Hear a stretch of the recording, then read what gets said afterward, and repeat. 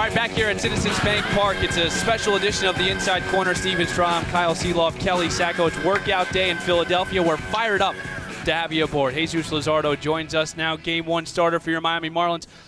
First of all, thank you very much for joining us. And what does it mean to you that Skip is putting you in this position? You're the Game 1 starter for this team that has had such a fantastic season. I mean, for me, growing up in South Florida, it's just a blessing, and I'm extremely excited just to take the field in this environment and in this moment for the franchise. You know, I feel like it's a big moment for our franchise, and like I said, being a Marlins fan my whole life, it's just an incredible moment for me. When you reflect back on everything that you've done this season, what are you most proud of? I feel like I'm most proud of being able to take the ball whenever they asked me to, whether it was 5, 6, 7 days, just having a full year of health and being available for my team. I felt like that's what I'm most proud of. Do you feel the pressure tomorrow? Honestly, I mean, it might sound a little corny, but I've always said it. I think pressure is a privilege, so I don't think. Ooh, I don't like think that. I don't feel pressure at all. I think if anything, we love to have, you know, these big moments and people kind of like relying on us. That's what you dream about when you're a little kid. So if anything, we look forward to these moments. Take me back to 2019. You made a few starts and you made your Major League debut, and then you pitched Game 1 of the American League Wild Card Series. Can you lean on any of that tomorrow night? Yeah, definitely. The only difference is I would say we had 65,000 people in the crowd there that night. They were rooting for me instead of against me. But besides that, I mean, the environment, I feel like once you get on that mound, you tunnel everything out. And after maybe the first 3 pitches, maybe the first AB, you kind of black out and you don't really, at least it happened to me, I don't remember anything from around me. I just remember being in the moment and knowing that, you know, you're prepared for that moment. We work so hard all year just for that, so. I know you have a lot of confidence in yourself regardless of what goes on the mound, but how much does it help coming off the start you came off of in New York? How much does that maybe help you even more coming into Game 1 here tomorrow? It definitely helps just being able to know that that was a big game for us, just to try to make a push for the wild card, and just being able to kind of get that under my belt the last start before going into a postseason. I think that was key for me. Jesus, you faced this Phillies team a couple of times. You're 2-0 against them.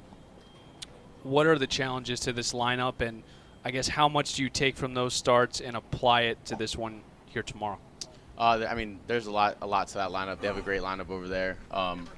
Just a lot of they match off each other well. They got a lot of pop, and they also got a lot of guys that get on base well. So it's just a tough task of. You need to be smart and be a little stingy with where you miss, and, you know, especially who you miss too. And like you said, these guys have been in the playoffs, especially last year. You know, they made a crazy hell of a run. Exactly. So they're prepared for it and they like the moment. So it's just a matter of I do take some of my previous starts against them into it. You know, you like to think of what you can lean on maybe a little bit, but at the same time, they're going to come out looking for that stuff as well. So it's a game of cat and mouse always. As far as an environment, have you been to a louder stadium and the expectation for tomorrow atmosphere-wise? I mean, I've been in some pretty loud stadiums, but I do remember early in the year this place was sold out, and it wasn't the playoffs. It was like April. Yeah, it was April, and they got real loud a couple times. So, again, I mean, I love it. I think it's great for the game. I think it's great for us. You know, like I said, you grow up wanting to play in these playoff situations and in the pressure situations, so this is what we dream about. The conversation surrounding yourself and others on this staff this season was reaching career highs and limits, and were they going to be able to do it? Were they going to shut you down? Can you take us through the dog days of summer when you started to reach those limits? Did you feel tired? Did you question how much farther you were going to be able to go, and how did you kind of fight through that? I never questioned how much longer I could go. I just kept saying, you know, I'm going to take the ball every 5 days and go as long as I can. But if I told you at times in the middle of the summer that I didn't feel kind of worn down once I was past my career high, it'd be a lie. But then again, that's when I think, like you said, it's the dog days, and I think you got to hit that mentality that, you know, we still got a lot of games left, and we're trying to make the postseason, so we better get going. Just mental or physical? I think the mental aspect takes over the physical, and I think for me it gave me that second win the last 2 months of the season. Wow. What gives you so much confidence in your team and your guys' ability to compete and succeed? I just think what we've done throughout the whole year and being able to just never really give up. Like, we have so many come from behind wins that it's I think we might have set a record after the 8th inning in comebacks. And just the fact that us as pitchers, we know that when we give up a couple runs early in the year, at the end of the Right now, Tanner Scott is taking a little photo. This is live radio for you folks. Is taking a photo. So that's basically that this the team pause. never gives up. The offense here, we could be down going into the 7th, 8th, 9th, but we know that we have faith in our guys and in those bats late in games that they can come up clutch.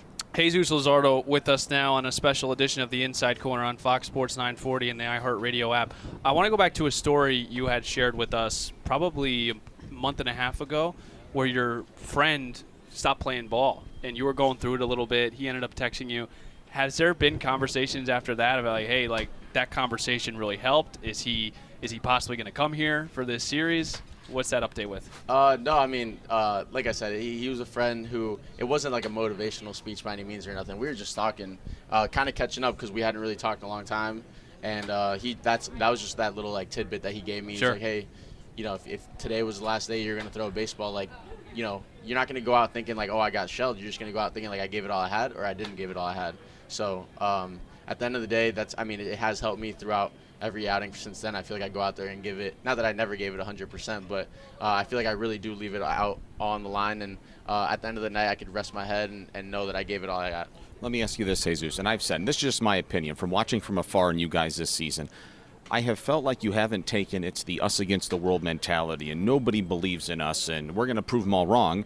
Instead, it's a diligent preparation has led to just confidence and going Quiet out there and winning. Yeah. Am I making that? I've said it so much. Now's a good time for me to ask if I'm right. But do you guys feel like the underdog and we're going to show you, or is it just like, no, we're confident and we're going to go win a game? Yeah, I think the underdog, it would make sense because I think a lot of people do have us pegged as underdogs. But at the same time, like you said, I think we just go out there and try to prepare as best as possible. I think Skip really instilled that in us and the whole coaching staff, that we just got to go out there and prepare. And if we prepare our best, then it should be good enough to win. So that's the plan that we always try to take, is go out there and be as prepared as possible.